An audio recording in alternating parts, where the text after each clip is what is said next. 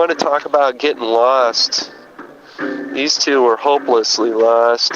They didn't even stay in the right solar system and ended up on the other side of the universe, finding a new planet that they called Soup in a Cup, something that they had seen at Walmart that really stuck with them for one reason or another. The real name of the planet was Teeth in a Cup, but they had no way of knowing that. Soup in a Cup, or Teeth in a Cup, was quite a different kind of planet. Again, it was a planet that had once been inhabited, apparently, by all the unnatural structures that occurred throughout the landscape. But the structures were quite different from what was encountered on Earth. Most of them seemed to be built in the shape of a human nose.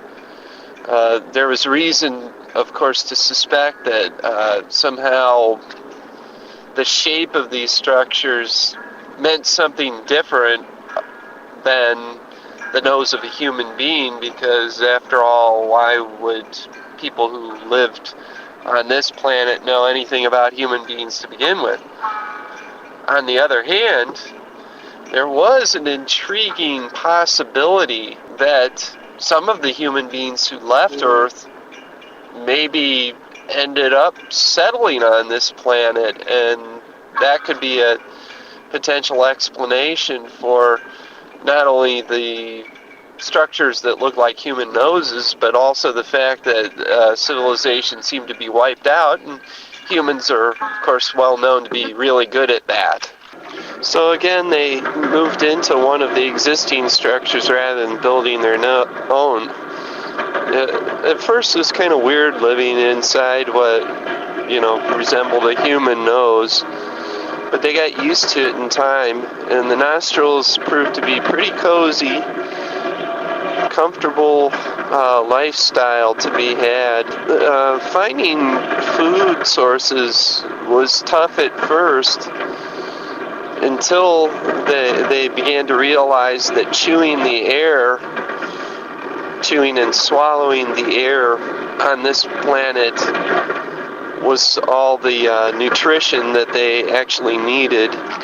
If these two had been parents, they most likely would have said to their children, "Sit down and eat your air." The downside of having food everywhere, since the air was food, was that both of them got pretty goddamn fat pretty fast. Although it's hard to tell when a bouillon cube is overweight. Eventually they decided that they might stay on cup of soup or cup of teeth permanently, but it was lonely, so they started posting rental notices throughout the universe in the hopes that somebody else from some planet or another would move into one of the noses nearby, and just to have some neighbors around. Eventually some people did move to cup of soup / cup of teeth, and they came from places like hair weevil, scooped up barf in an Ed Asner commemorative beer stein, airbrushed nostril in outer space, tit, coagulated barf demons, bunched up grand burglars,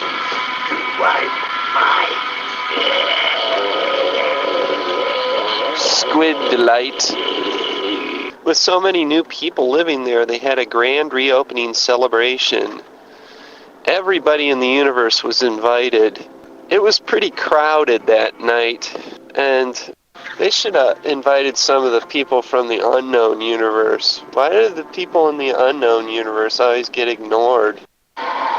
At the party, another transplanted human, no disappearing vomit, got so drunk off of turpentine and wax sealant that he declared the universe his.